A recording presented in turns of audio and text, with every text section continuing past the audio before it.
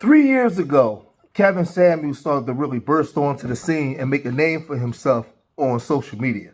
He was gathering audiences of 25 to 30,000 people that came there to listen to him talk about black relationships, the state of black women, the state of black men. And for many years, he talked about black men online, but it didn't get no attention. But the minute he started holding women accountable and start talking about the accountability of women that they and what they bring to the table and their marketability, oh, he exploded.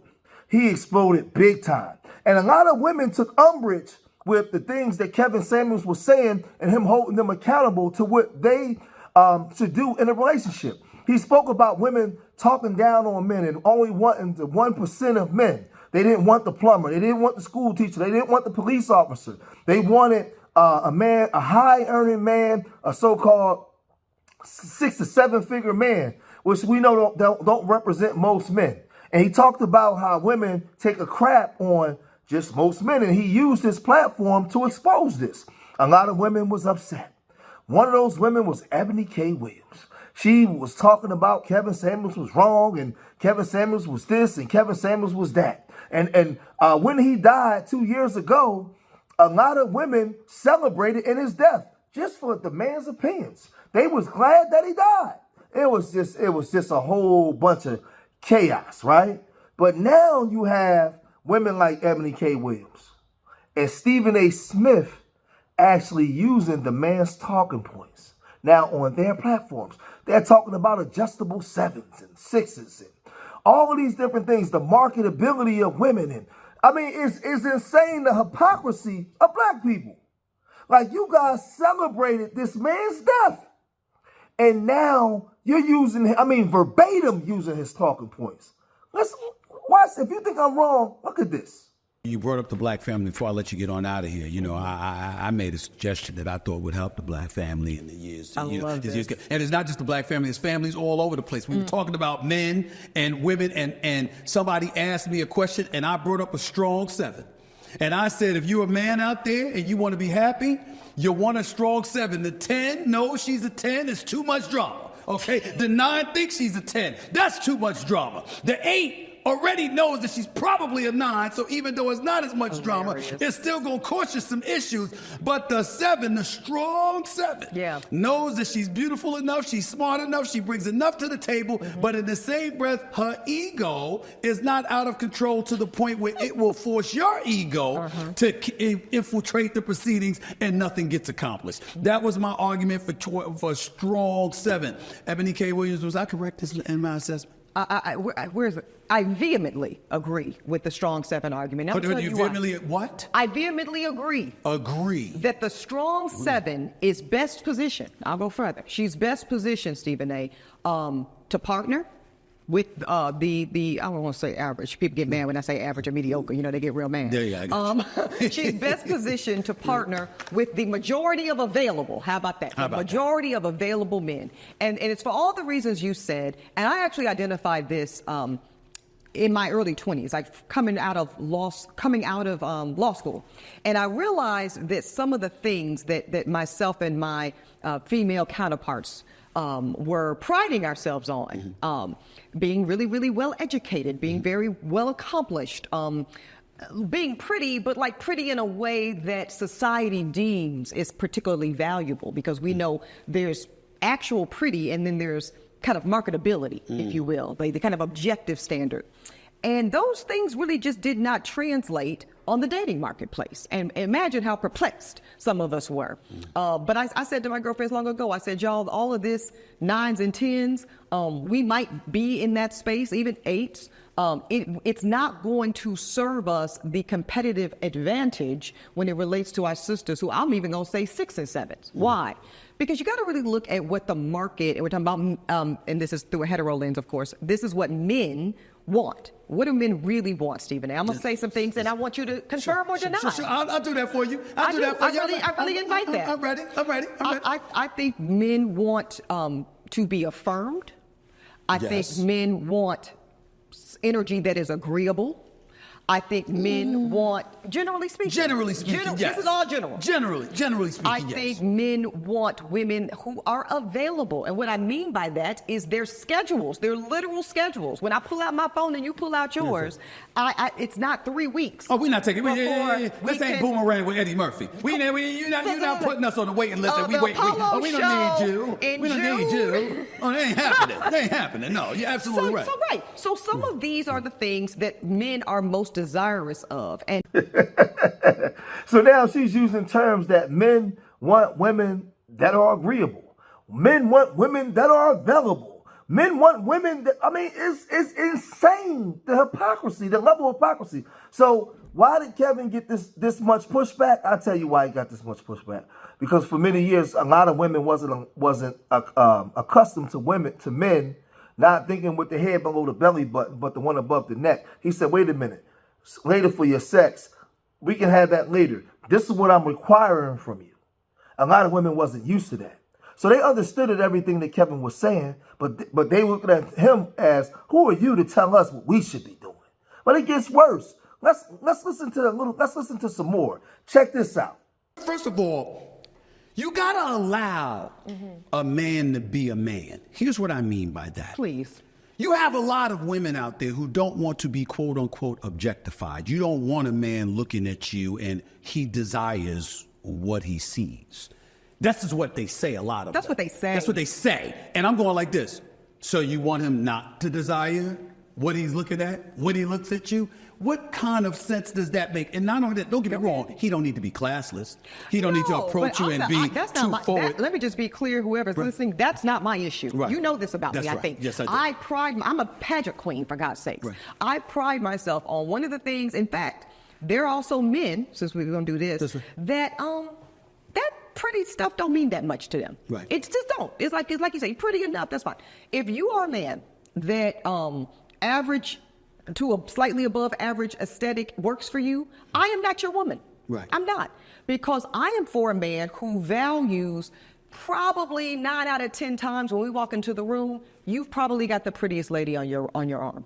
Yeah. And that doesn't mean But something. you can pull that off. Right. I can't hold most women accountable for that because most of them can't pull it off like that. I understand. And those are the, but you asked me what adjustments would I make? Right. Those are some of the adjustments. I would consider men, because I know that's one of my, it's like cards. You know your strong suit. Right.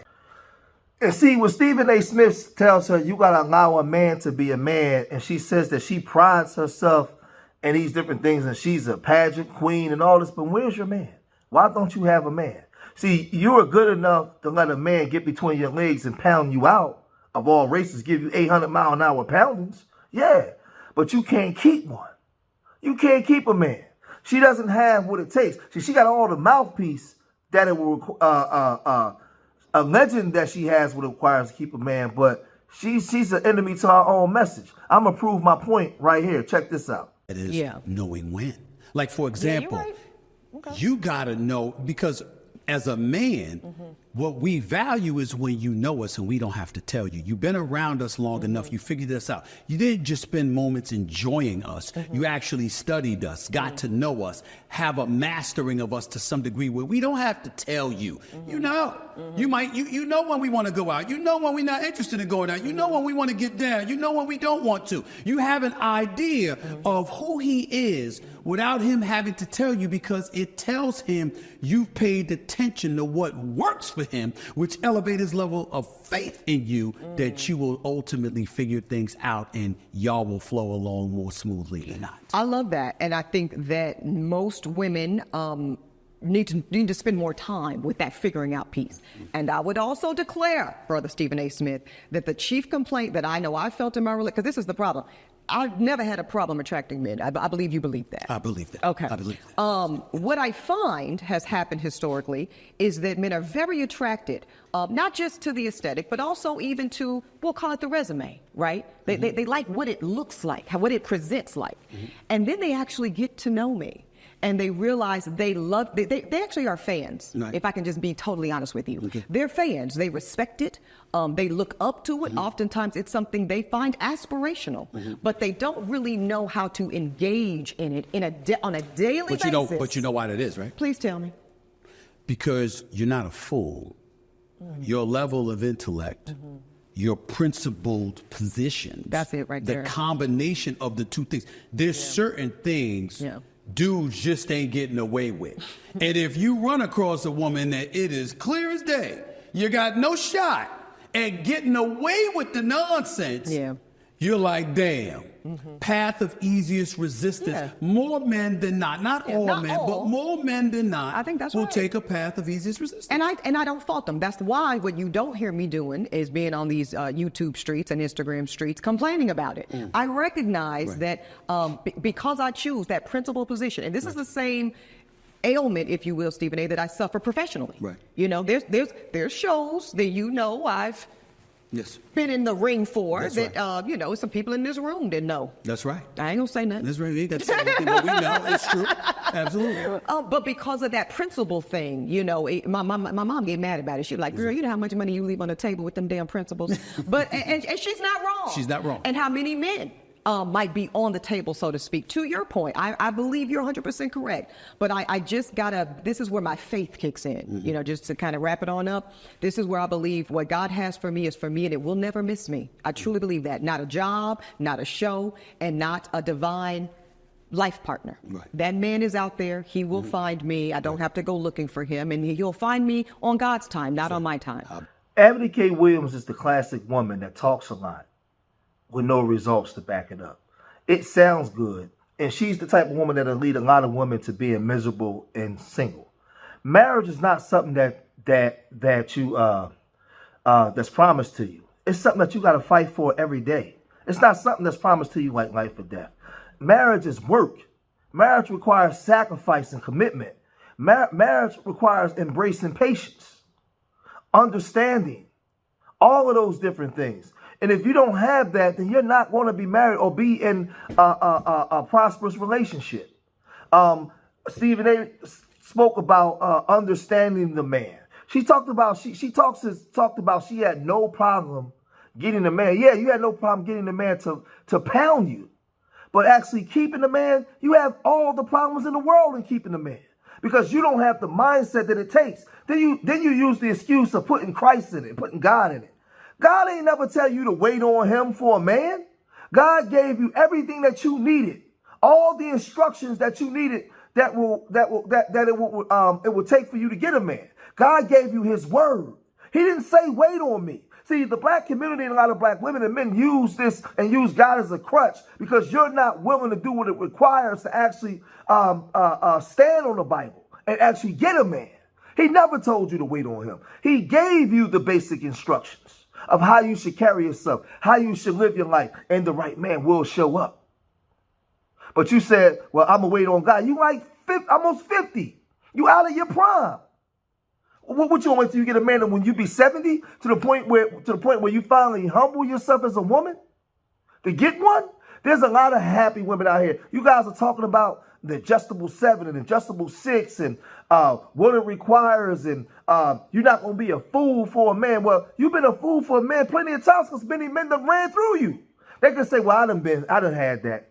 That ain't about nothing. She don't require anything. I got the sex already. I had the money. So you meet these guys that has these so-called the high standard guy or the high value man, right? You get this guy and you give yourself to him, but you get nothing out of it but a wet ass. Then what? And when you speak about the average man, you speak about it with contempt. I saw it. See, most men are average or slightly above average. That's the majority of men. But you say, well, if you're those men, you don't want me. See, she said, if you're those type of men, then you don't want me. I'm not the woman for you. Well, you're the woman for who? Because the actual man that you say you want, you can't keep him. You can't keep him. And this is the modern man and woman today. Y'all talk too much with no action. You don't have to show and prove nothing. You could just get on here and be the butcher, the baker, the candlestick maker. You could do a bunch of talking with no results. No results. You haven't shown that you can actually obtain and maintain a relationship for a long period of time that's beneficial that people will want to emulate or follow. You haven't done it. But yet and still, you get the platform. Nah, man, like this whole thing is just so fake and phony, man. And somebody got to call it out. So now, you use all Kevin Samuels talking points when y'all all disagree with him. But now you, Kendra G, and all these women is using the talking points that he was making. It's all just a bunch of hypocrisy, man. I can go on and on and on about this, man. There's a lot of good women out here. There's a lot of good men out here. I am not pro-black man and pro-black woman. I'm pro-black community. I'm pro-black family. That's what I stand on. That's what I hang my hat on. But these people are hypocrites, man. And I just wanted to call this out. I'm going to cut this video short here. If you made it this far in the video, hit that like button. Subscribe to Street Media TV. And support our nonprofit, Urban Nerds Foundation, 501c3. You can donate to us through our PayPal or our Venmo on our website or through our Cash App. Remember, I love y'all. Till the next time. Peace.